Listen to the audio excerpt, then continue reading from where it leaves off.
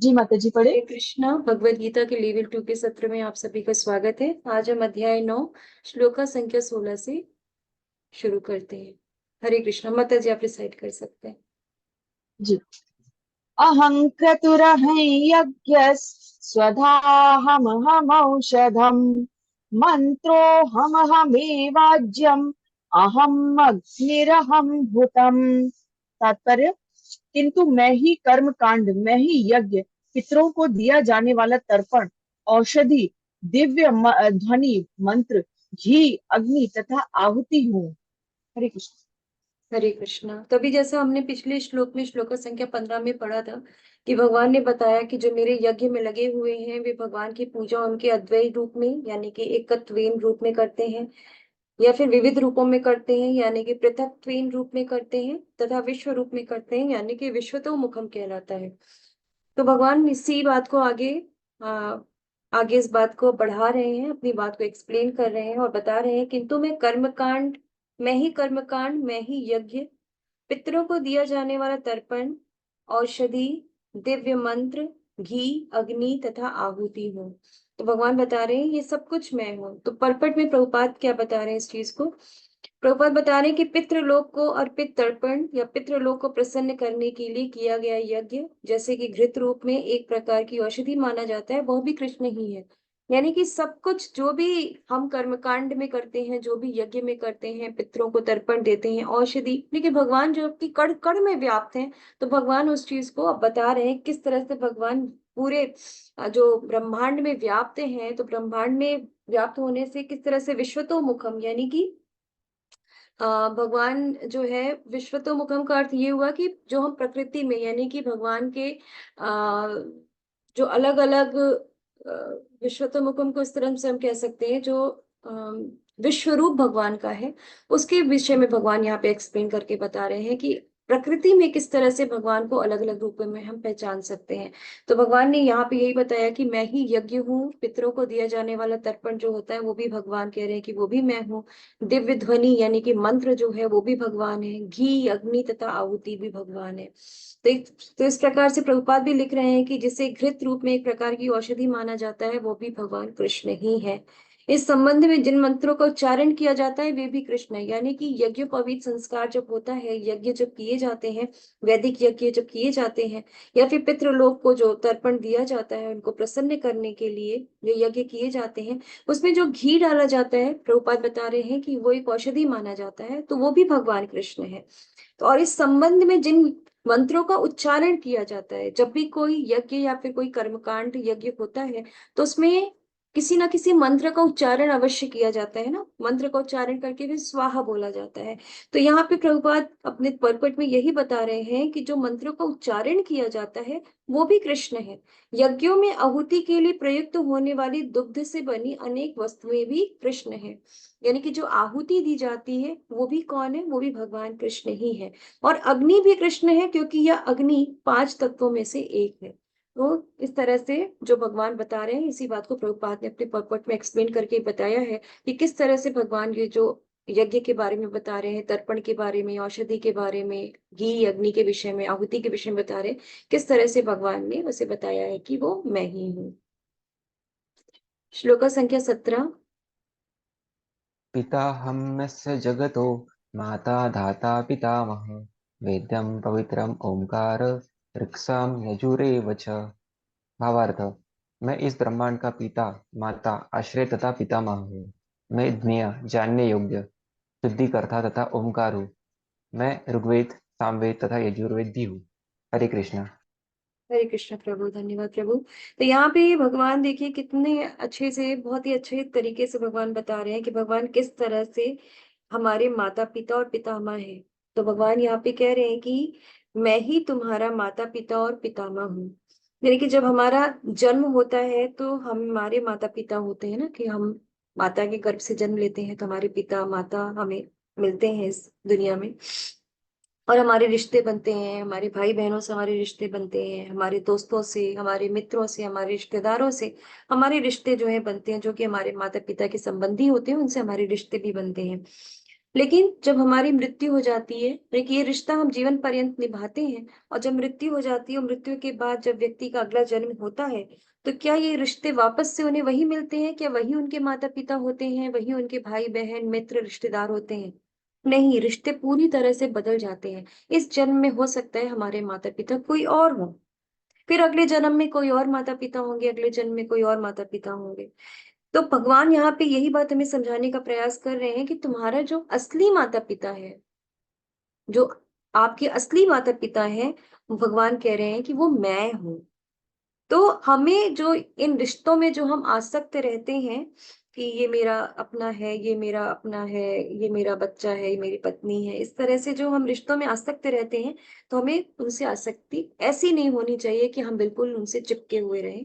देखिए, शरीर के जो रिश्ते हैं हम हमको उनसे लेकिन अगर हमें उनसे प्रेम है, कहने का तात्पर्य ये है कि अगर हमें उनसे प्रेम है, अपने रिश्तेदारों से प्रेम है, अपने संबंधियों से प्रेम है, अपने माता पिता से प्रेम है, तो हमें उस रिश्ते को छोड़ना नहीं है। ये नहीं है कि भगवान कह रहे हैं कि मैं तुम्हारा माता पिता हूं, तो तुम जो तुम्हें भौतिक संसार में जो संबंध मिले हैं, जो तुम्हारे माता पिता है, तुम उनको छोड़ दो। नहीं, हमें उन्हें छोड़ना नहीं है, बल्कि हमें उन्हें भक्ति में लाना है, हमें उन्हें भक्ति में जोड़ना है।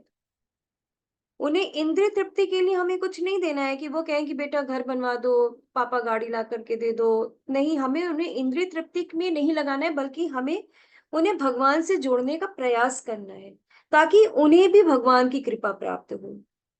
इस तरह से हमें अपने रिश्तों को देखना है, इस तरह से हमें रिश्तों को निभाना है। तो जब हमारी मृत्यु होती है तो क्या होता है, कुछ दिन के बाद ये सभी रिश्ते क्या हो जाते हैं, नॉर्मल हो जाते हैं। बस शमशान घाट पे गए, मृत्यु मेरे शरीर को लेके गए, अंतिम समय जब इंसान का आता है, इंसान की मृत्यु होती है, तो रिश्तेदार या फिर जो हमारे संबंधी होते हैं, वो कहाँ तक साथ निभाते हैं? केवल शमशान घाट तक साथ निभाते हैं। उसके बाद वो हमें छोड़ करके, जला करके वापस आ जाते हैं। कुछ समय तक वो दुखी भी रहते हैं, लेकिन धीरे धीरे फिर सब कुछ नॉर्मल हो जाता है। लेकिन उसके आगे हमारे साथ यात्रा कौन करता है? कोई तो है ना जो हमारे साथ यात्रा कर रहा है, तो वो है परमात्मा, जो हमारे साथ हमारी आगे की यात्रा में हमारा साथ देते हैं। क्योंकि वही हमारे माता पिता हैं जो हमेशा हमारा साथ देते हैं, एक पल के लिए भी हमें वो अकेला नहीं छोड़ते हैं। तो भगवान कह रहे हैं कि मैं ऋग्वेद, सामवेद तथा यजुर्वेद भी हूँ। इस तरह से भगवान ने वेदों के माध्यम से बताया कि भगवान। श्लोका संख्या 18।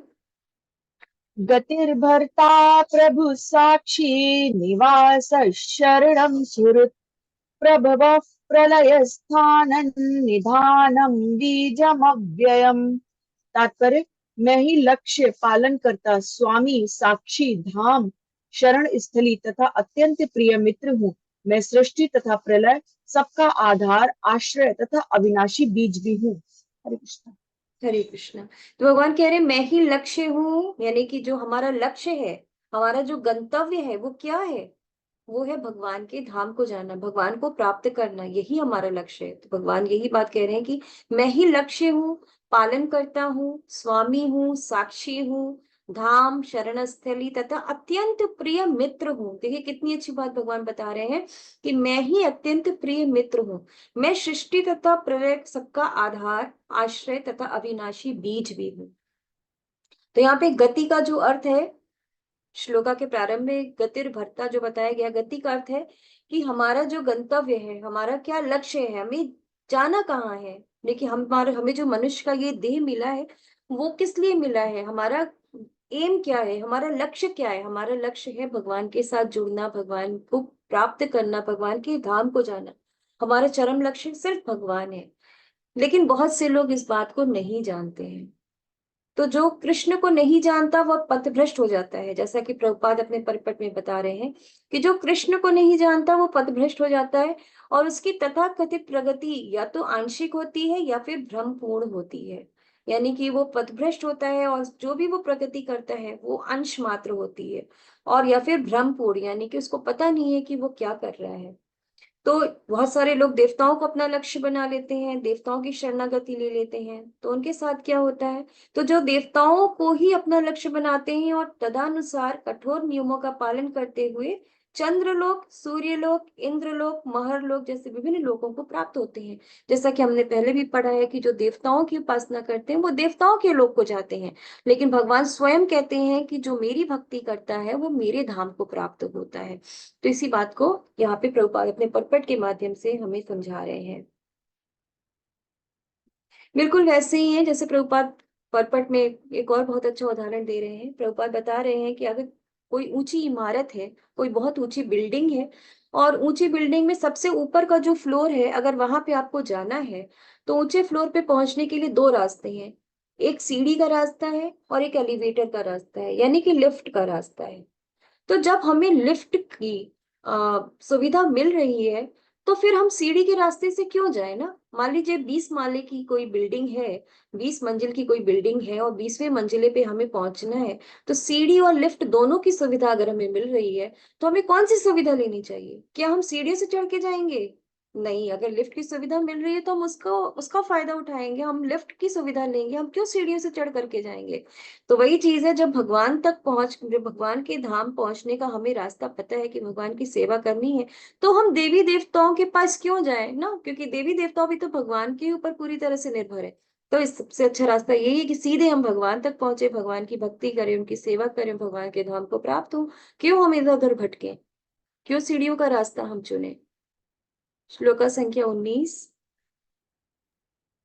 तपाम्यहमहं वर्षं निगृह्णाम्युत्सृजामि च अमृतं चैव मृत्युश्च तदसच्चाहमर्जुन। भावार्थ, हे अर्जुन, मैं ही ताप प्रदान करता हूँ और वर्षा को रुकता तथा लाता हूँ। मैं अमरत्व हूँ और साक्षात मृत्यु भी हूँ। आत्मा तथा पदार्थ, सत तथा असत दोनों मुझ में ही है। हरे कृष्णा। हरे कृष्ण प्रभु। तो यहाँ पे भगवान बता रहे हैं कि भगवान सब कारणों के कारण है। भगवान जो है वो ताप भी प्रदान करते हैं, और गर्मी का समय जब आता है तो वर्षा को रोक करके भी रखते हैं। लेकिन वही जब सावन की जब वर्षा ऋतु आती है तो भगवान वर्षा को लाते भी हैं। तो भगवान ही अमृत है, भगवान ही साक्षात मृत्यु भी है। आत्मा तथा पदार्थ यानी कि सत और असत, यानी कि सत का मतलब हो गया भगवान की पराशक्ति और असत का मतलब हो गया भौतिक पदार्थ यानी कि भगवान की अपराशक्ति। तो भगवान बता रहे हैं कि ये दोनों मुझ ही में है। तो इस तरह से प्रभुपाद क्या बता रहे हैं परपट में, हम वो भी जान लेते हैं। कृष्ण अपनी विभिन्न शक्तियों से विद्युत तथा सूर्य के द्वारा ताप तथा प्रकाश बिखेरते हैं, यानी कि भगवान की शक्ति से ही सूर्य का प्रकाश जो है वो हमें मिलता है, और सूर्य के प्रकाश से जो ताप होता है वो भी हमें भगवान की शक्ति से ही मिलता है। फिर ग्रीष्म ऋतु में कृष्ण ही आकाश से वर्षा नहीं होने देते, और वर्षा ऋतु में वे ही अनवरत वर्षा की झड़ी लगाते हैं। कितनी अच्छी बात प्रभुपाद बता रहे हैं कि ग्रीष्म ऋतु में भगवान क्या करते हैं, वर्षा को रोक करके रखते हैं। लेकिन वहीं जब वर्षा ऋतु आती है तो अनवरत यानी कि लगातार बारिश होती रहती है, और बारिश की झड़ी भगवान लगा देते हैं। तो जो शक्ति हमें जीवन प्रदान करती है वह कृष्ण है, और अंत में मृत्यु रूप में हमें कृष्ण ही मिलते हैं। यानी कि जो भक्त है उसको अंत समय में मृत्यु रूप में कौन मिलता है, स्वयं भगवान मिलते हैं। श्लोक संख्या 20। त्रैविद्या मां सोमपाकुपूते पापा यज्ञैरिष्ट्वा स्वर्गतिं प्रार्थयन्ते ते पुण्यमासाद्य सुरेन्द्रलोकम् अश्नन्ति दिव्यान् दिवि देव भोगान्। तात्पर्य, जो वेदों का अध्ययन करते तथा सोमरस का पान करते हैं वे स्वर्ग प्राप्ति की गवेषणा करते हुए अप्रत्यक्ष रूप से मेरी पूजा करते हैं। वे पाप कर्मों से शुद्ध होकर इंद्र के पवित्र स्वर्गिक धाम में जन्म लेते हैं, जहाँ वे देवताओं का सा आनंद भोगते हैं। हरे माता जी कृष्ण। साथ में आप 21 श्लोक भी पढ़ लीजिए, उसका भी अनुवाद कर लीजिए। जी जी माता जी। ते तं भुक्त्वा स्वर्गलोकं विशालं क्षीणे पुण्ये मर्त्यलोकं विशन्ति एवं त्रयी धर्ममनुप्रपन्ना गतागतं काम कामा लभन्ते। तात्पर्य, इस प्रकार जब वे उपासक विस्तृत स्वर्गिक इंद्रिय सुख को भोग लेते हैं और उनके पुण्य कर्मों के फल क्षीण हो जाते हैं तो वे इस मृत्यु लोक में पुनः लौट आते हैं। इस प्रकार जो तीनों वेदों के सिद्धांतों में दृढ़ रहकर इंद्रिय सुख की गवेषणा करते हैं उन्हें जन्म मृत्यु का चक्र ही मिल पाता है। हरे कृष्ण। हरे कृष्णा। मैंने दोनों श्लोक इसलिए बोला क्योंकि दोनों एक दूसरे से जुड़े हुए हैं, दोनों को एक साथ हम समझने का प्रयास करेंगे। तो यहाँ पे भगवान कह रहे हैं कि जो वेदों का अध्ययन करते तथा सोमरस का पान करते हैं वे स्वर्ग प्राप्ति की गवेषणा करते हुए अप्रत्यक्ष रूप से मेरी पूजा करते हैं। वे पाप कर्मों से शुद्ध होकर इंद्र के पवित्र स्वर्गिक धाम में जन्म लेते हैं जहाँ वे देवताओं का सा आनंद भोगते हैं। तो वेदों में जो कर्म कांड की विधि बताई जाती है, यानी कि जो कर्म कांड का पाठ करता है तो वो इंद्रिय तृप्ति के लिए किया जाता है, यानी कि जो कर्म कांड के पाठ का यूज किया जाता है वेदों में, उसका इस्तेमाल लोग इंद्रिय तृप्ति के लिए करते हैं। तो उससे क्या होता है, उससे हमारे कर्म जो है वो पुण्य हो जाते हैं। जो भी कर्म हम करते हैं उससे पुण्य की प्राप्ति होती है, और जब पुण्य की प्राप्ति होती है तो उससे हम इंद्र लोक को जाते हैं। जैसे भगवान ने यहाँ लिखा है ना कि इंद्र के पवित्र स्वर्गिक धाम में जन्म लेते हैं। तो यानी कि जब कर्म कांड की विधि को फॉलो करते हुए जब कोई व्यक्ति इंद्रिय तृप्ति के लिए कोई कार्य करता है तो उससे कर्म से पुण्य की प्राप्ति होती है, और पुण्य की प्राप्ति होने पे वो इंद्र के लोक में जाता है। तो जब इंद्र के लोक में जाता है तो क्या होता है, वहां वो देवताओं का सा आनंद भोगता है क्योंकि उसने पुण्य अर्जित किया है, और और स्वर्ग गया है, स्वर्गिक धाम गया है, इंद्र के लोक गया है, तो वहां उसे देवताओं का आनंद, देवताओं के जैसा ही आनंद मिलता है। लेकिन इस प्रकार जब वे विस्तृत स्वर्गिक इंद्रिय सुख को भोग लेते हैं और उनके पुण्य कर्मों का फल क्षीण हो जाता है तो वे मृत्यु लोक को पुनः लौट आते हैं। इस प्रकार जो तीनों वेदों के सिद्धांतों में दृढ़ रहकर इंद्रिय सुख की गवेषणा करते हैं उन्हें जन्म मृत्यु का चक्र चक्र ही मिलता है, उन्हें जन्म मृत्यु का चक्र ही मिलता है, भगवान यहाँ पे कह रहे हैं। तो और जब इस तरह से भगवान यहाँ पे इस श्लोक के माध्यम से बता रहे हैं कि उन्हें इंद्रलोक की प्राप्ति हुई, वहां पे वो आनंद की प्राप्ति कर रहे हैं, वहां पे देवताओं जैसे सुख की अनुभूति उनको हो रही है, देवताओं को जैसा सुख प्राप्त होता है वैसे ही सुख का आनंद वो भी ले रहे हैं। लेकिन जब उनके पुण्य समाप्त हो जाते हैं, जब वे अपने पुण्य को भोग लेते हैं, फिर क्या होता है, उन्हें फिर से मृत्यु लोक आना पड़ता है। देखिए भगवान खुद कह रहे हैं कि पुण्य कर्मों के फल क्षीण हो जाने पे मृत्यु लोक में पुनः लौट आना होता है उन्हें। तो जब उनके पुण्य, अपने जो भी उन्होंने पुण्य अर्जित किए थे, वो स्वर्ग को गए, वहां पे उन्होंने आनंद की प्राप्ति की, आनंद का भोग किया। लेकिन जब भोग करने के बाद, पुण्य को भोग लेने के बाद जब वो समाप्त हुआ तो उन्हें कहाँ आना पड़ा, फिर से मृत्यु लोक में आना पड़ा। तो इस तरह से भोग की इच्छा के लिए ऐसे लोग क्या होते हैं, स्वर्ग में जाते हैं, और जब वहां पे पुण्य को भोग लेते हैं और जब उनका बैंक अकाउंट जो है खत्म हो जाता है तो फिर से अपना अकाउंट जो है फुल करने के लिए वापस आ जाते हैं स्मृति लोक में। जैसे यहाँ पे श्लोका में लिखा भी है ना, ये यहाँ पे गतागतम, ये लिखा हुआ है गतागतम। गतागतम मतलब कि मृत्यु तथा जन्म को, गतागतम की मृत्यु, गतागतम काम कामा, मृत्यु जन्म तथा मृत्यु, मृत्यु तथा जन्म को इंद्रिय सुख चाहने वाले प्राप्त करते रहते हैं। यानी कि जो इंद्रिय सुख की इच्छा करते हैं वो बार बार मृत्यु तथा जन्म के चक्र में चलते रहते हैं, घूमते रहते हैं, उन्हें जन्म तथा मृत्यु का चक्र ही मिल पाता है। ये भगवान ने भी पूरी तरह से लिख दिया है। जैसे एक उदाहरण हम समझ सकते हैं, बहुत ही प्रैक्टिकल एग्जाम्पल है, आजकल के बच्चे जो हैं, जिनके बच्चे छोटे हैं वो इस चीज को समझ सकते हैं, या फिर जो बच्चे बड़े हैं वो भी समझते होंगे कि आजकल बहुत सारे गेम्स पार्लर कुछ शहरों में खुले होते हैं। आप में से हो सकता है कुछ लोग गए भी हो गेम्स पार्लर में। तो उसमें क्या होता है, गेम्स पार्लर जब जाते हैं तो वहाँ पे जो भी हमें अटेंड करने के लिए वहाँ जो भी बैठे होते हैं, मैम या सर जो भी बैठे होते हैं, वो जो कैशियर सीट पे बैठे होते हैं वो हमसे कुछ पैसे लेते हैं, और पैसे लेने के बाद वो एक कार्ड लेते हैं, कार्ड को उतने पैसे से रिचार्ज करते हैं, और रिचार्ज करने के बाद हमें दे देते हैं।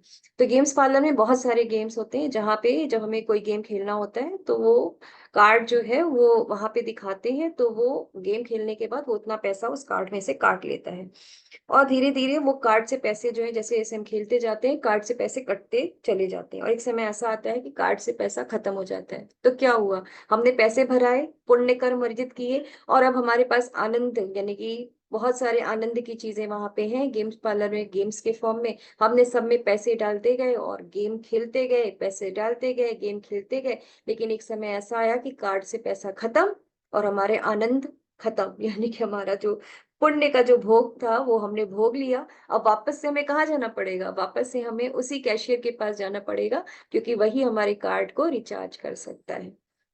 तो इस तरह से अगर हम में इस तरह की इंद्रिय भोग की इच्छा होगी तो क्या होगा, बार बार हम गेम खेलेंगे, बार बार हम उस कैशियर के पास आएंगे पैसे भरवाने के लिए, बार बार हम गेम खेलेंगे, बार बार कैशियर के पास आएंगे।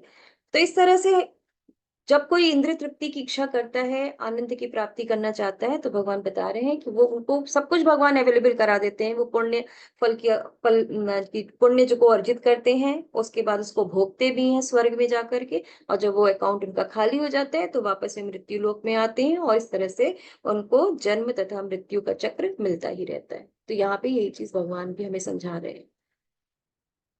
श्लोक संख्या 22। अनन्या चिन्तयन्तो मां ये जनाः पर्युपासते तेषां नित्याभियुक्तानां योगक्षेमं वहाम्यहम्। भावार्थ, किंतु जो लोग अनन्य भाव से मेरे दिव्य स्वरूप का ध्यान करते हुए निरंतर मेरी पूजा करते हैं, उनकी जो आवश्यकताएं होती है उन्हें मैं पूरा करता हूँ, और जो कुछ उनके पास है उसकी रक्षा करता हूँ। हरे कृष्णा। हरे कृष्णा। ये बहुत ही प्यारा, बहुत ही सुंदर श्लोक भगवान ने यहाँ पे बोला है।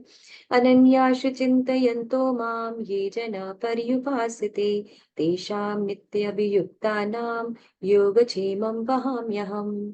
तो यहाँ पे जो योगक्षेमम शब्द आया है, ये बहुत ही महत्वपूर्ण शब्द आया है।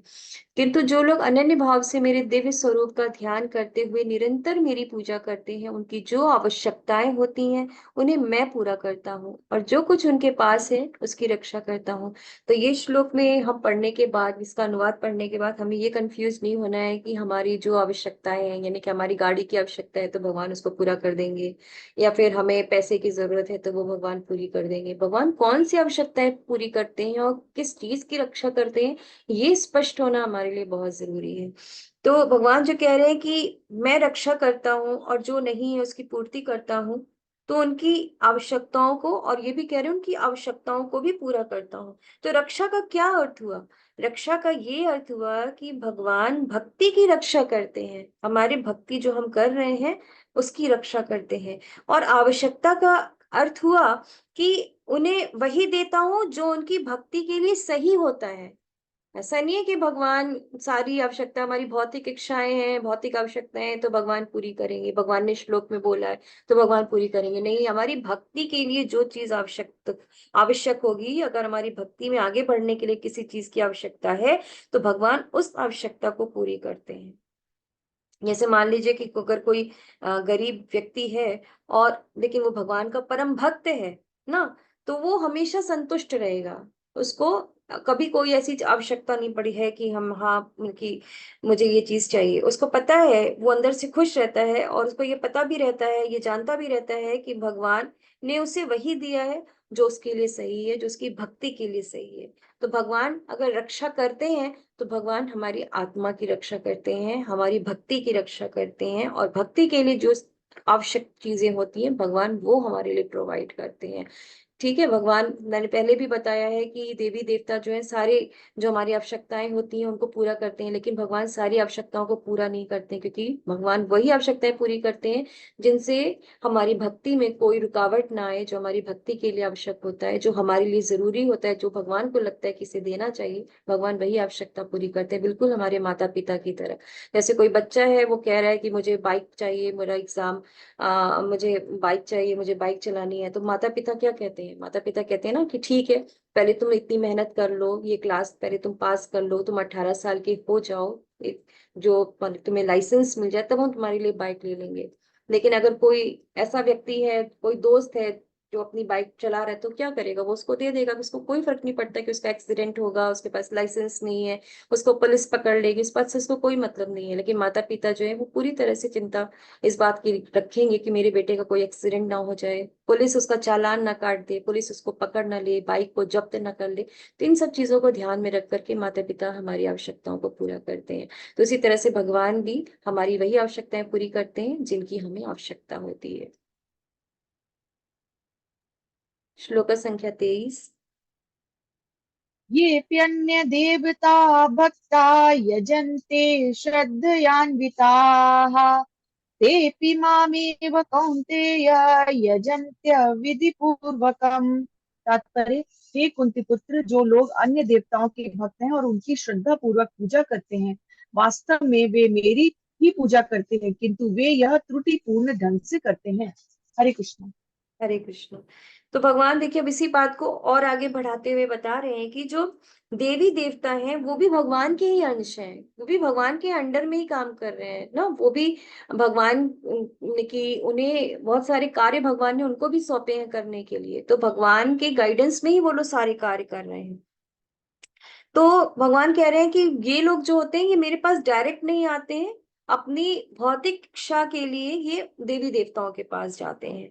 तो भगवान बता रहे हैं कि ये अविधि पूर्वकम है, यानी ये भगवान ने लिखा है ना यहाँ पे, बोला है अविधि पूर्वकम, यानी कि ये जो विधि ये फॉलो कर रहे हैं, जो डायरेक्ट सीधे मेरे पास ना आकर के देवी देवताओं के पास जा रहे हैं, तो ये अविधि पूर्वकम है, ये ठीक तरीका नहीं है। तो हमें देवी देवताओं के पास अगर हम जाते हैं, ऐसा नहीं है कि भगवान कह रहे हैं कि देवी देवताओं की आप पूजा अर्चना मत करो, हमें देवी देवताओं को भी उतना ही सम्मान देना है, लेकिन हमें उनसे मांगना कुछ नहीं है। अगर हमें उनसे मांगना ही है कुछ, तो हमें उनसे भगवान की भक्ति मांगनी चाहिए, कि जिस प्रकार से आप भगवान की भक्ति कर रहे हैं, जिस प्रकार से आप भगवान की सेवा में लगे हुए हैं, उसी तरह से आप हमें भी आशीर्वाद दीजिए कि हम भगवान की सेवा में लगे रहें, भगवान की भक्ति करें। हमें उनसे ये मांगना चाहिए, ये आशीर्वाद मांगना चाहिए।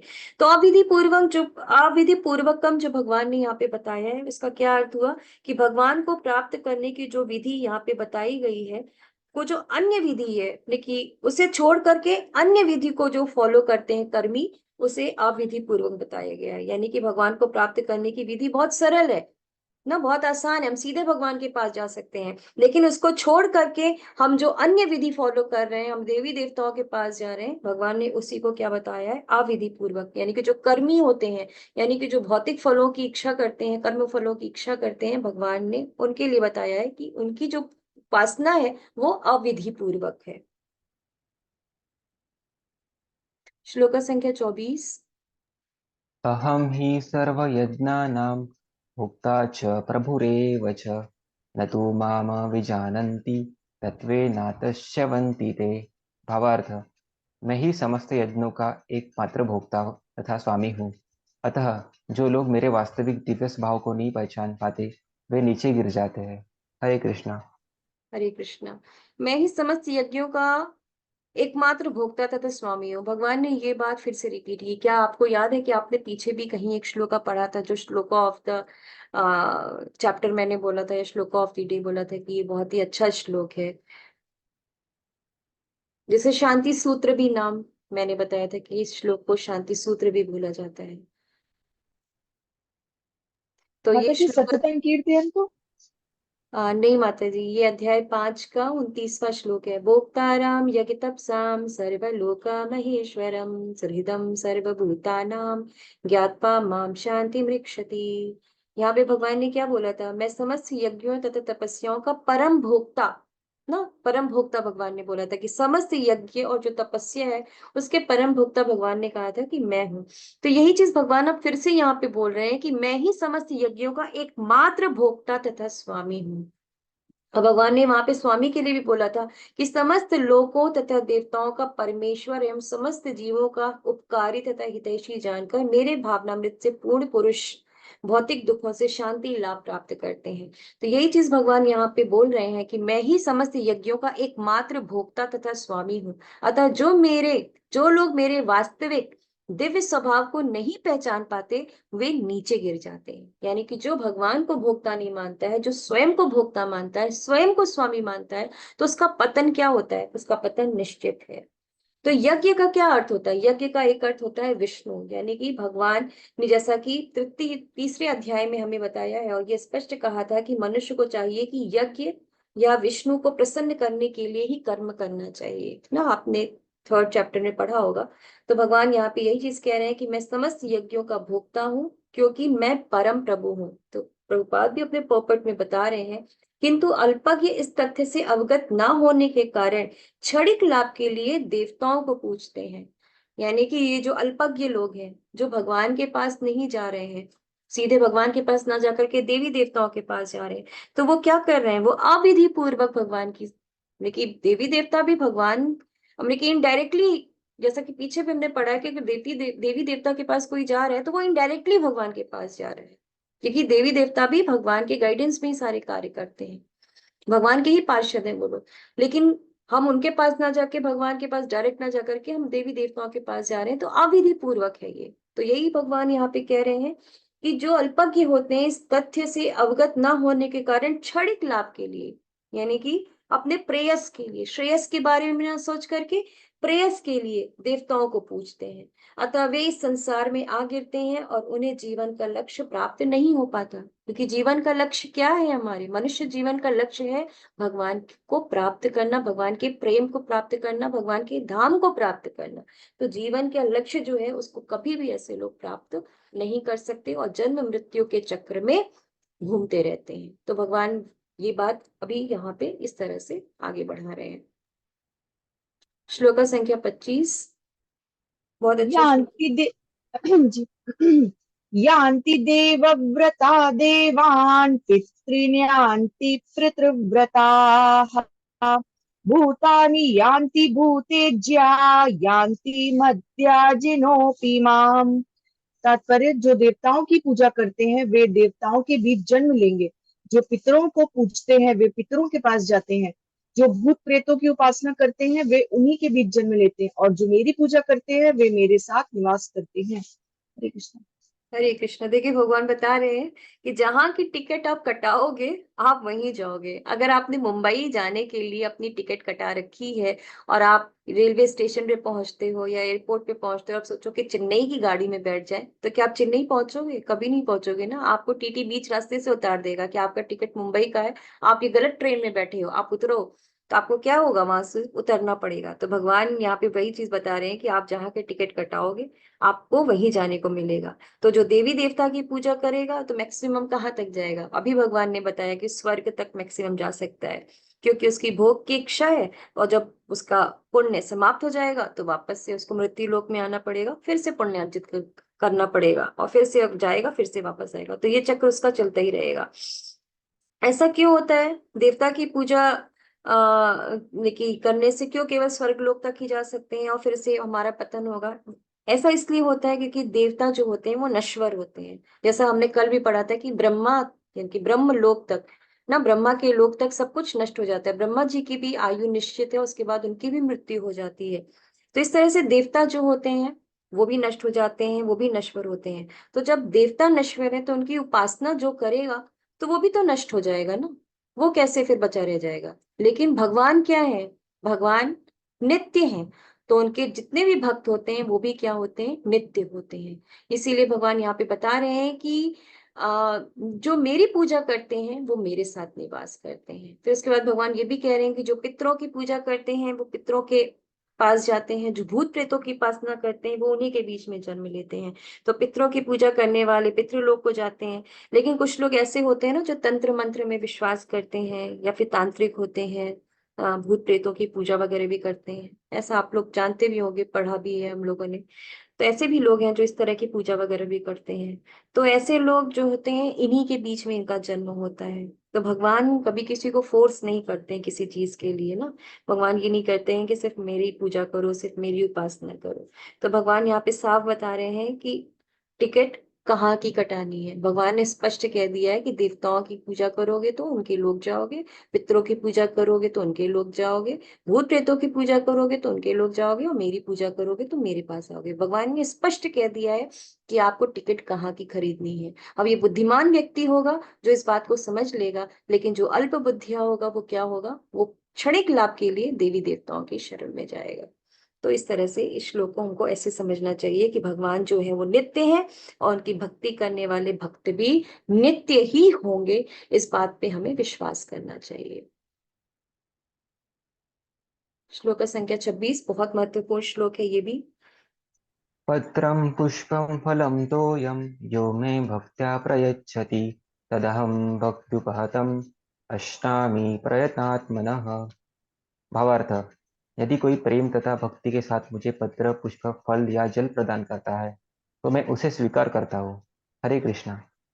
हरे कृष्णा। तो देखिए भगवान ने कितनी अच्छी बात बताई है। भगवान ने केवल 4 चीजें बोली हैं यहाँ पे, पत्र, पुष्प, फल और तोयम।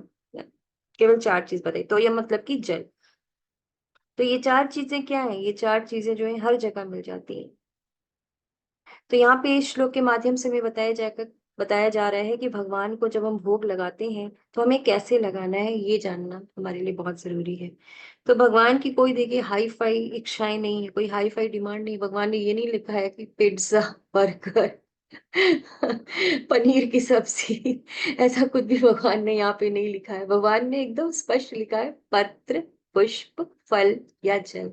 पत्रम, पुष्पम, फलम, तोयम। तोयम मतलब की जल। यानी कितनी साधारण सी चीजें हैं जो हमें अपने चारों तरफ मिल जाएगी। अगर हम पत्र नहीं है हमारे पास, तुलसी पत्र यानी कि पुष्प हम ना हमारे पास अगर नहीं है, किसी कारण से फल नहीं है, तो जल तो है। भगवान तो जल भी स्वीकार कर ले रहे हैं, लेकिन कंडीशन, क्या कंडीशन है? प्रेम तथा भक्ति के साथ। क्योंकि भगवान जो है उनको प्रेम चाहिए हमारा ना। भगवान फोर्स नहीं करते किसी चीज के लिए। क्यों नहीं करते? क्योंकि भगवान को सिर्फ हमारा प्रेम चाहिए। अगर हम प्रेम से भगवान की तरफ देखते हैं तो भगवान सिर्फ प्रेम चाहिए हमारा, भगवान तुरंत उस भक्त के हो लेते हैं जो प्रेम पूर्वक भगवान की भक्ति में लगा होता है। तो भगवान ने बोला है प्रेम और भक्ति के साथ। तो प्रभुपाद बताते हैं कि भगवान जो है वो भूखे नहीं है। भगवान ऐसा नहीं है कि भगवान के पास किसी चीज की कमी है। भगवान के पास तो सहस्त्र करोड़ों लक्ष्मियां उनकी सेवा के लिए लगी हुई है, हर प्रकार से उनकी सेवा कर रही है। लह जैसे कि ब्रह्म संहिता में भी आता है, लक्ष्मी सहस्त्र सद संभ्रम सेव्यमानम। पढ़ते हैं ना हम लोग, सहस्त्र लक्ष्मियां, करोड़ों लक्ष्मियां भगवान की सेवा में लगी हुई है। पर हमें भगवान को प्रेम तथा भक्ति के साथ अर्पित करना है। और जब हम वो प्रसाद पाते हैं जो भगवान को अर्पित करते हैं, उसके बाद जब हम प्रसाद पाते हैं तो हमें भी भगवान की प्रेम और भक्ति मिलती है। क्योंकि भगवान प्रेम का आदान प्रदान करते हैं। जब हम प्रेम से भगवान को ऑफर करते हैं तो वहां से भगवान वो प्रेम हमारा ग्रहण करते हैं और वापस से उसमें अपना प्रेम डालते हैं। जैसा कि अभी कुछ दिन पहले मैं यूट्यूब पे एक लेक्चर सुन रही थी, राधा रमन मंदिर वृंदावन में जो है वहाँ के प्रभु जी हैं। तो वो बता रहे थे कि जब हम भगवान को खाना ऑफर करते हैं, भोग ऑफर करते हैं, तो जो खाने की खुशबू होती है वो डिफरेंट तरीके की होती है। यानी कि हमने ऑफर कर दिया, लेकिन जब ऑफर करने के बाद जब वो प्रसाद हम अपने वापस लेकर के आते हैं तो उसमें से जो खुशबू आती है वो कुछ अलग ही होती है। और वो इतनी ऐसी खुशबू होती है कि बस मन करता है कि अब प्रसाद पा ही लें। और वो प्रसाद जब वो पाते हैं, बता रहे थे कि उसमें ऐसा स्वाद होता है, ऐसा लगता है कि स्वयं भगवान के धाम से ही वो चला आ रहा हो प्रसाद। स्वयं भगवान की लक्ष्मियों ने, राधा रानी के रसोई से जैसे लगता है कि बन करके आया वो प्रसाद। इतना स्वाद होता है उस प्रसाद में। तो भगवान उस जो हम भोग ऑफर करते हैं उसमें से भगवान क्या लेते हैं? हमारा प्रेम लेते हैं और वापस से उसमें अपना प्रेम डाल देते हैं। तभी तो प्रसाद का स्वाद देखिए कितना बढ़ जाता है ना। तो भगवान, प्रेम और भक्ति इस तरह से हमें भगवान की मिलती है, भगवान के प्रसाद के माध्यम से। तो भगवान जब भोग हमारा स्वीकार कर लेते हैं तो बदले में हमें भी प्रेम और भक्ति प्रदान करते हैं। तो हम अपनी शुद्धि के लिए भगवान को जो भोग लगाते हैं अपनी शुद्धि के लिए लगाते हैं, ना कि भगवान की तृप्ति के लिए। भगवान को कभी किसी चीज की कमी नहीं है। तो इससे क्या होता है, जब भगवान का प्रेम हमें प्राप्त होता है भोग प्रसाद के माध्यम से, तो इससे हमारी भक्ति, हमारा प्रेम और बढ़ता है। हमारा जो चित्त है वो धीरे धीरे शुद्ध होने लगता है और हम फिर धीरे धीरे भक्ति में और दृढ़ होने लगते हैं। तो एक ब्रह्म संहिता में एक बहुत अच्छा एक श्लोक बोला गया है, अंगानि यस्य सकलेन्द्रिय वृत्तिमन्ति पश्यन्ति पान्ति कलयन्ति चिरं जगन्ति आनंद चिन्मय सदुज्ज्वल विग्रहस्य गोविंदमादिपुरुषं तमहं भजामि। तो इसके माध्यम से ब्रह्मा जी बताते हैं, अंगानि यस्य सकलेन्द्रिय। तो इसका अर्थ ये होता है कि भगवान अपने एक अंग से सारे कार्य कर सकते हैं। एक अंग से भगवान अपने सारे कार्य कर सकते हैं, यानी कि किसी भी अंग के कार्य को कर सकते हैं भगवान अपने किसी भी अंग से। तो हमारे अंगों की तो लिमिटेशन है ना, हमारे अंग तो लिमिटेड है। यानी कि अगर हम आंखों से देख रहे हैं तो आंखों से बस देखने का ही कार्य कर सकते हैं, कानों से सिर्फ सुनने का कार्य कर सकते हैं, नाक से केवल स्मेल का काम कर सकते हैं। पर भगवान के साथ ऐसा कोई कंडीशन नहीं है। वो अपनी आंखों से देख भी सकते हैं, अपनी आंखों से खा भी सकते हैं, अपनी आंखों से सूंघ भी सकते हैं। भगवान सब कुछ कर सकते हैं एक ही अंग से। तो भगवान को निगलने की जरूरत नहीं है कि भगवान हाथों से उठाएंगे, मुंह में डालेंगे, खाएंगे, तब उनके तब भगवान भोगा जो है वो एक्सेप्ट करेंगे, ऐसा नहीं है। भगवान देख करके भी खाना खा सकते हैं। तो भगवान पूरी तरह से परफेक्ट है। हमारी इंद्रियों की लिमिटेशन है, हमारी इंद्रियां लिमिटेड है, भगवान की नहीं। भगवान भगवान कुछ भी कर सकते हैं, कैसे भी कर सकते हैं, भगवान के साथ कोई भी लिमिटेशन नहीं होता है। तो जब हम खाना बनाते हैं तो हमारे विचार उसमें मिक्स होते हैं, इसीलिए जो वैष्णव लोग होते हैं वो कहते हैं कि हमें वैष्णव के हाथों से बना हुआ प्रसाद पाना है, क्योंकि जो वैष्णव होते हैं उनके जो विचार होते हैं वो पूरी तरह से भक्तिमय होते हैं। तो जैसा विचार हमारे मन में आ रहा होता है वैसे ही खाना जब हम कुक कर रहे होते हैं तो वो विचार उसमें मिक्स हो जाता है। तो भगवान का, जैसे अभी हमने पीछे देखा कि भगवान की कुछ हाई फाई डिमांड नहीं है। ऐसा कोई भी डिमांड नहीं है कि भगवान को पिज्जा, बर्गर या फिर पनीर की सब्जी, कचौड़ी, पूड़ी चाहिए। भगवान बहुत साधारण रूप से कह रहे हैं कि केवल पत्र, पुष्प, फल और जल भगवान को हम अर्पित कर सकते हैं। तो इस तरह से हम आगे बढ़ते हैं। श्लोका संख्या 27।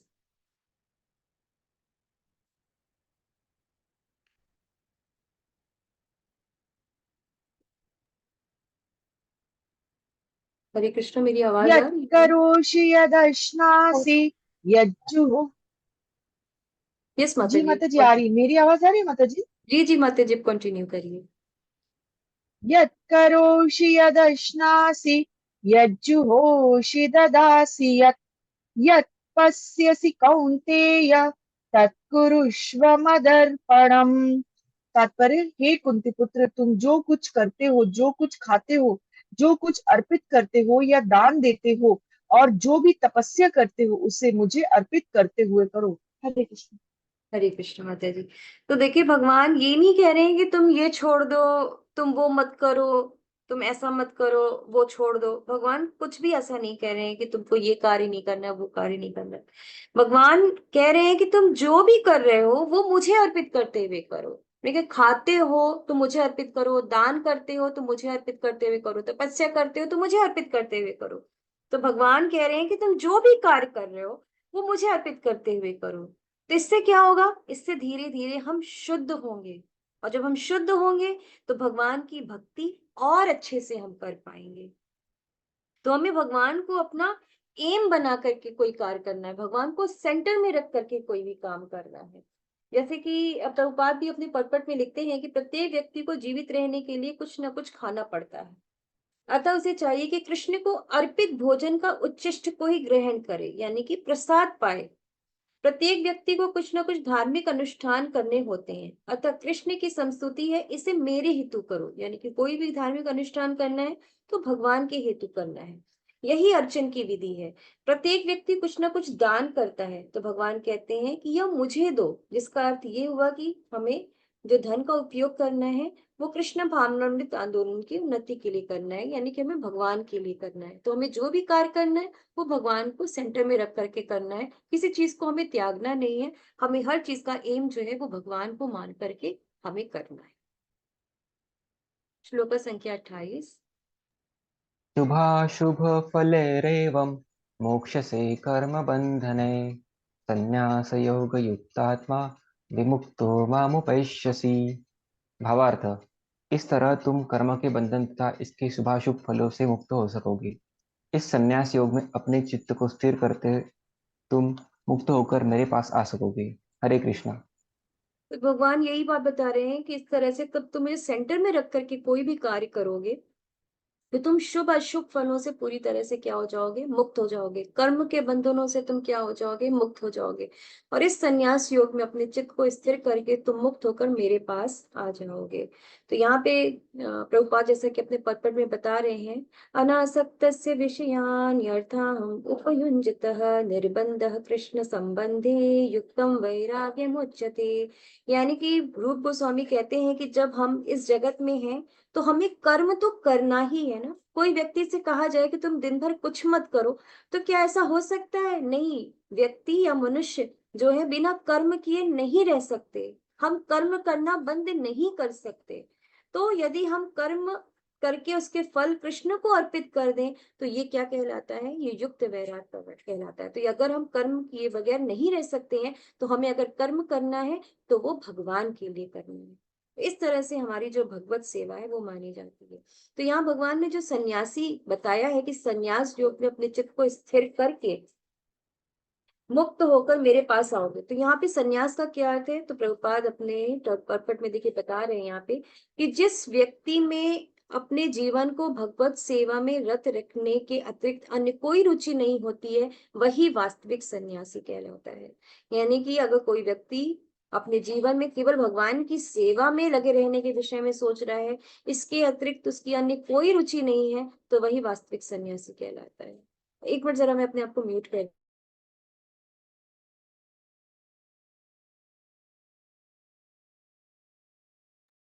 हरे कृष्णा। मेरी आवाज आ रही है ना?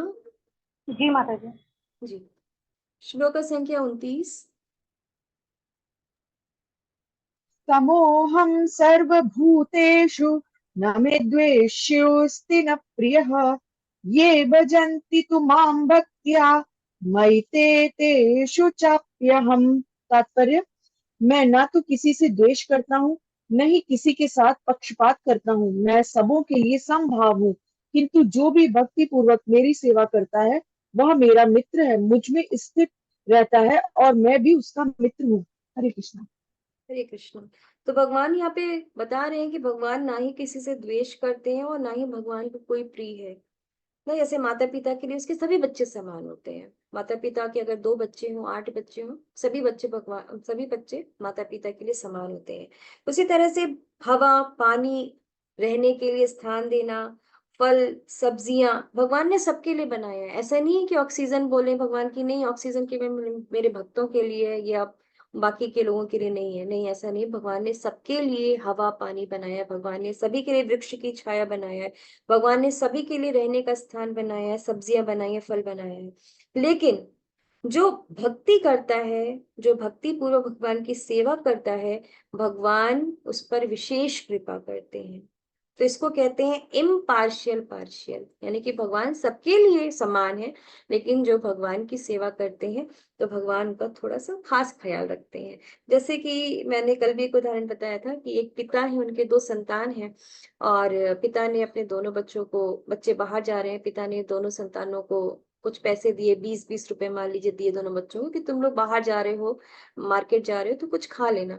तो पहले बच्चे ने क्या किया, उसने चॉकलेट खरीदी और चॉकलेट को बाजार में ही खा गया, उसको लगा कि उसको भूख लगी, उसने खा लिया।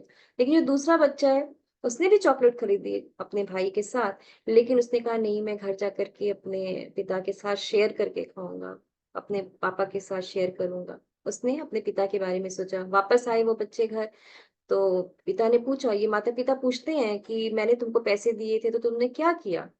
ऐसा जरूर करना चाहिए, माता पिता पूछना जरूर चाहिए बच्चों से। तो पहले बच्चे ने बोला कि मैंने चॉकलेट खरीदा, मुझे भूख लग रही थी, मैंने खा लिया।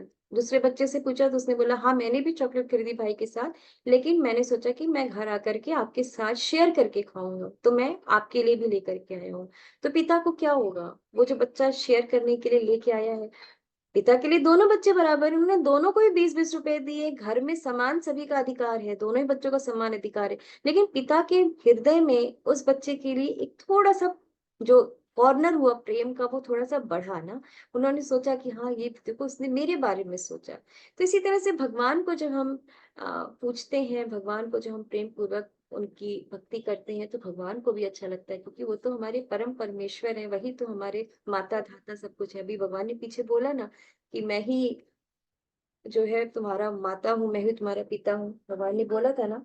तो यही चीज है कि उनको भी अच्छा लगता है, भगवान को भी अच्छा लगता है जब हम उन्हें पूछते हैं, जैसे हमें अच्छा लगता है, क्योंकि हम भी उनके पार्ट एंड पार्सल हैं, हम उनके अंश हैं। जब हमें वो चीज अच्छी लग रही है तो ऑब्वियसली भगवान को तो अच्छी लगती ही होगी ना। श्लोक संख्या 30। अपि चेत्सु दुराचारो भजते माम अनन्यभाक् साधुरेव समन्तव्यः सम्यग्व्यवसितो हि सः। भावार्थ, यदि कोई जघन्य से जघन्य कर्म करता है, किंतु यदि वह भक्ति में रत रहता है तो उसे साधु मानना चाहिए, क्योंकि वह अपने संकल्प में अडिग रहता है। हरे कृष्ण। हरे कृष्ण प्रभु। तो ये जो श्लोक है ये बताने जा रहा है कि भगवान कितने कृपालु हैं। तो जब हम तो अगर हमें कोई अगर जैसे मान लीजिए कि अब अगर कोई कहे कि मैंने इतने पाप किए हैं तो क्या मैं भक्ति कर सकता हूँ ना, ऐसा कोई पूछ सकता है कि मैंने इतने सारे पाप किए हैं तो क्या मैं भक्ति कर सकता हूँ।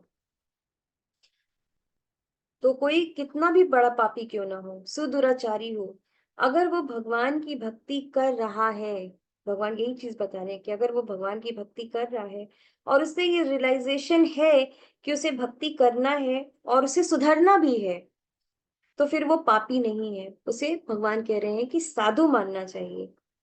क्यों मानना चाहिए साधु उसको? क्योंकि वो अभी भक्ति में अडिग हो गया है, भगवान को उसमें पाने की जो इच्छा है वो दृढ़ हो गई है। तो इस तरह से भक्ति करने से क्या होगा, धीरे धीरे भगवान जो है उसकी सहायता करेंगे कि जो उसकी आदत है वो दूर हो, और जिस आदत के कारण वो दुखी भी होता है वो धीरे धीरे क्या हो, उससे दूर हो। तो ऐसा इसलिए है क्योंकि माया जो होती है वो बहुत प्रबल होती है। व्यक्ति भगवान की सेवा में लगा हुआ है, वो चाहता है कि उससे कोई गलती ना हो, उससे कोई ऐसा कार्य ना हो जो उसे नहीं करना चाहिए, लेकिन माया का जो प्रभाव है वो बहुत प्रबल होता है। वो कभी भी किसी को भी कभी भी किसी को भी गिरा सकती है, कोई भी गिर सकता है माया के प्रभाव में आकर के, किसी से भी पाप हो सकता है।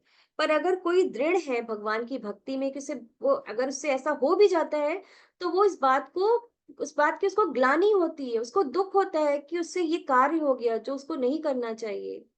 लेकिन अपनी दुराचारता पे उसको खेद होता है, उसको उसको दुख होता है कि उससे ऐसा कार्य हो गया जो उसे नहीं करना चाहिए था। लेकिन इसके साथ ही साथ वो क्या है, वो भगवान से क्षमा मांग करके भक्ति में क्या होता है, दृढ़ होता है। तो इस तरह से वो भगवान को पाना चाहता है, तो भगवान ऐसे व्यक्ति को क्या करते हैं, क्षमा करते हैं, और धीरे धीरे उसके जो हृदय में मैल है वो धीरे धीरे साफ होने लगता है और वो शुद्ध होने लगता है। तो प्रभुपाद कहते हैं कि इसका अर्थ ये नहीं है कि हम गलत कार्य करते रहें और भगवान से क्षमा मांगते रहें, नहीं, ऐसा नहीं है कि भक्ति करते रहें और फिर गलत कार्य करते रहें और फिर भगवान से क्षमा मांगते रहें, ऐसा नहीं करता है। क्योंकि भक्ति करते करते अगर कभी कुछ गलत हो जाए तो भगवान क्षमा हमें कर सकते हैं, पर ऐसा ना हो कि हम गलत काम करें और गलत काम करते करते भक्ति करें, ऐसा नहीं करना है। हाँ, भक्ति करते करते मनुष्य हैं, मनुष्य से गलती हो सकती है, लेकिन उस बात के लिए अगर हमने क्षमा मांगी है तो क्षमा मांगने का अर्थ ये हुआ कि हमें फिर से वो कार्य नहीं करना है। क्षमा मांगने का अर्थ ये होता है। ये नहीं कि क्षमा मांग लिया, फिर दोबारा गलती की, फिर क्षमा मांग लिया, फिर दोबारा गलती की, फिर क्षमा मांग लिया। ये भगवान बार बार क्षमा नहीं करते हैं। भगवान एक बार क्षमा कर देते हैं, लेकिन इसलिए करते हैं ताकि हम वो गलती फिर ना करें। श्लोका संख्या 31 की तरफ आगे बढ़ते हैं।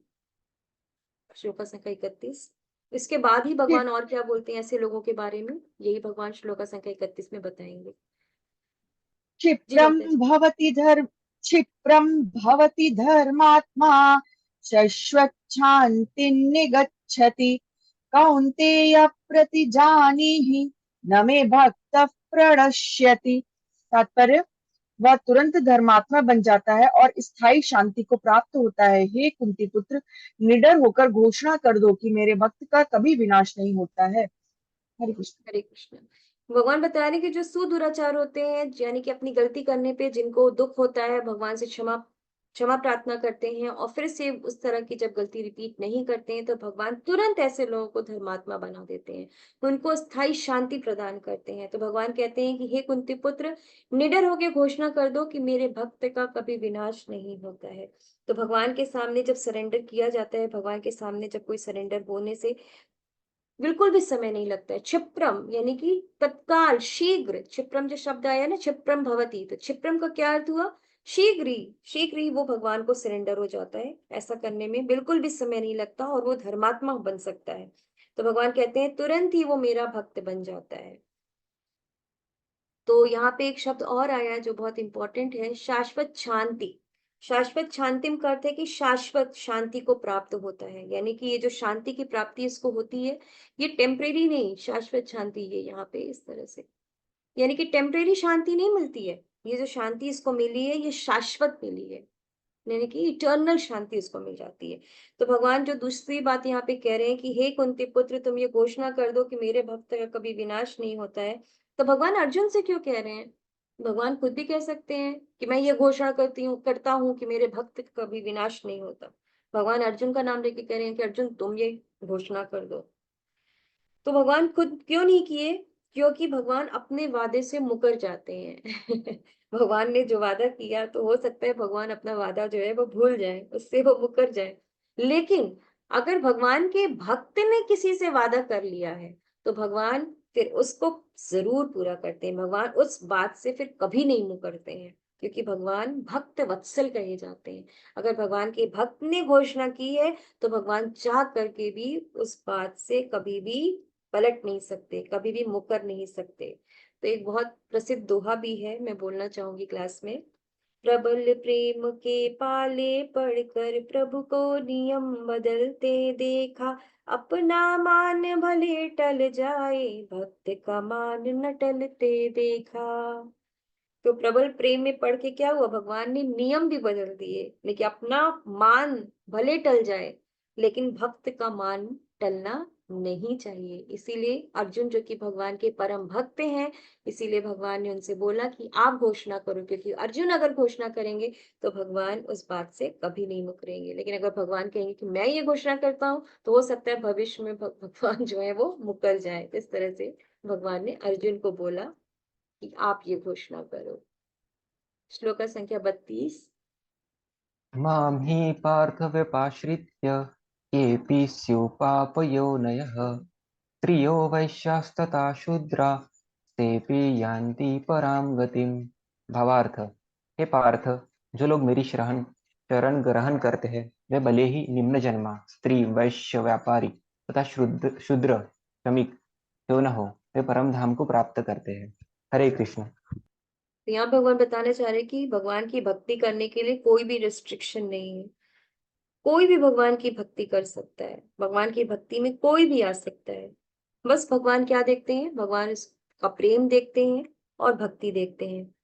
तो जब प्रभुपाद जब बाहर से आए, भारत जब आए, बाहर से लौट करके भारत में आए, तो बहुत सारे लोग उनके साथ आए। तो कुछ लोग ने कहा कि तुमने कैसे म्लेच्छ लोगों को भक्ति क्यों दी, तुमने ऐसे लोगों को दीक्षा दी जो म्लेच्छ हैं।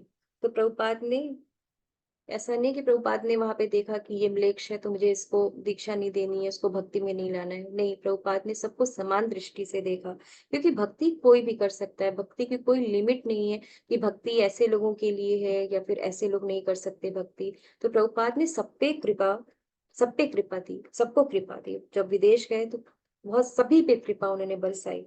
तो प्रभुपाद ने सबको भक्ति दी। तो भगवत गीता के सिद्धांतों का अच्छे से पालन किया उन्होंने ना। तो इस तरह से उन्होंने भक्ति को संपूर्ण मानव समाज में वहां पे फैलाया और बहुत सारे लोगों को भक्ति में दिया। बहुत सारे डिसाइपल्स प्रभुपाद के वहां पे बने।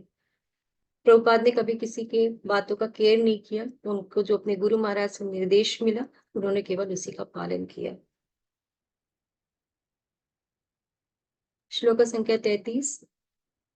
किं पुनर्ब्राह्मणाः पुण्या भक्ता राजर्षयस्तथा अनित्यमसुखं लोकम् इमं प्राप्य भजस्व माम्।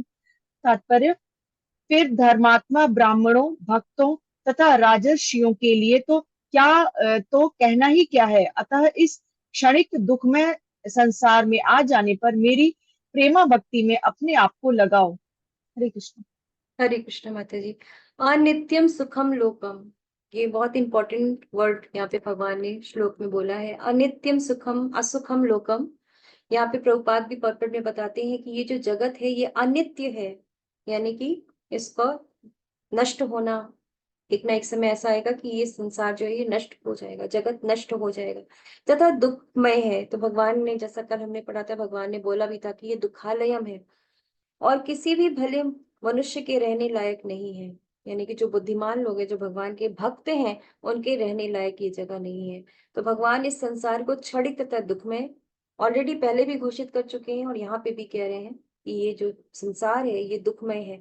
तो जिसने ये संसार बनाया है, जब वो इस संसार के विषय में ऐसे बोल रहा है, तो फिर और कोई कैसे डिक्लेयर कर सकता है इस संसार के बारे में? उनसे भली प्रकार से तो कोई नहीं जानता ना। तो जब भगवान कह रहे हैं कि ये जो जगत है, ये जो हमारा भौतिक जगत है, ये अनित्य है, असुखम है, दुखालयम है, तो हमें इस बात पे विश्वास करना चाहिए। और जब भगवान कह रहे हैं कि मेरी प्रेमा भक्ति में अपना मन लगाओ, मेरी प्रेमा भक्ति करो, मेरे धाम को आओ, तो भगवान हमें बार-बार क्या कर रहे हैं? हमें चेता रहे हैं, हमें बार-बार एक तरह से अलार्मिंग सिचुएशन बता रहे हैं कि यहाँ पे रहना एक तरह से हमारे लिए ठीक नहीं है। अगर आप मेरी भक्ति करो और मेरे पास आओ। अगर मेरी भक्ति कर रहे हैं तो आप अवश्य मेरे पास आएँगे, लेकिन प्रेमा भक्ति में अपना आपको लगाना है, प्रेम पूर्वक भगवान की भक्ति करनी है। बस ये एक कंडीशन है कि भक्ति करनी है तो कैसे करनी है? प्रेम पूर्वक करनी है। देखिए भगवान ने हर जगह प्रेम, प्रेम लगाना शुरू किया है। तो इसीलिए चैप्टर 9 जो है, ये बहुत ही अच्छा चैप्टर है इस भगवत गीता का, जिसे गुह्यतमम बोला गया है, यानी कि बहुत ही गुह्य ज्ञान भगवान ने यहाँ पे दिया। यानी कि भक्ति करना है तो कैसे करना है? प्रेम पूर्वक करना है।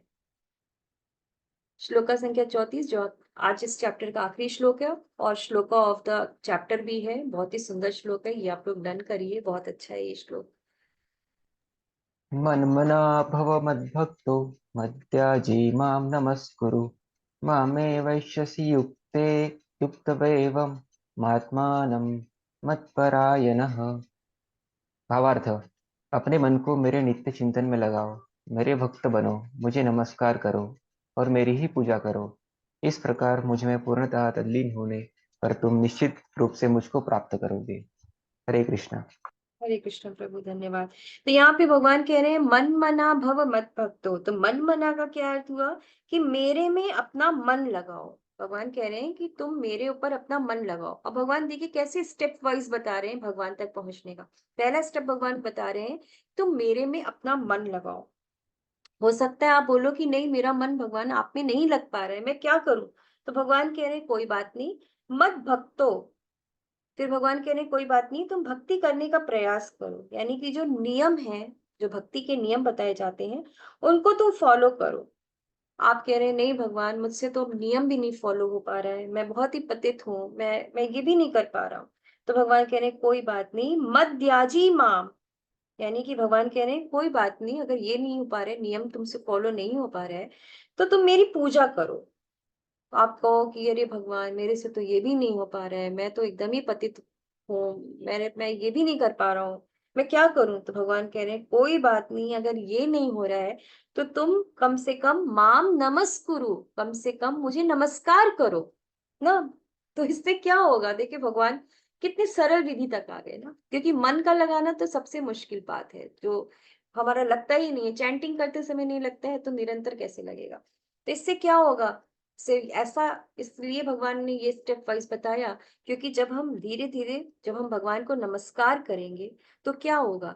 नमस्कार करते करते हमारी श्रद्धा भगवान में थोड़ी सी लगनी शुरू होगी। तो ऐसा करने से क्या होगा? धीरे धीरे फिर हम भगवान की पूजा करने लगेंगे। फिर हम भक्ति के नियमों का धीरे धीरे पालन करेंगे, क्योंकि जब हम भगवान की पूजा करेंगे तो हमारी श्रद्धा में थोड़ी दृढ़ता आएगी और फिर हम भक्ति के जो नियम हैं उनका पालन करना शुरू कर देंगे।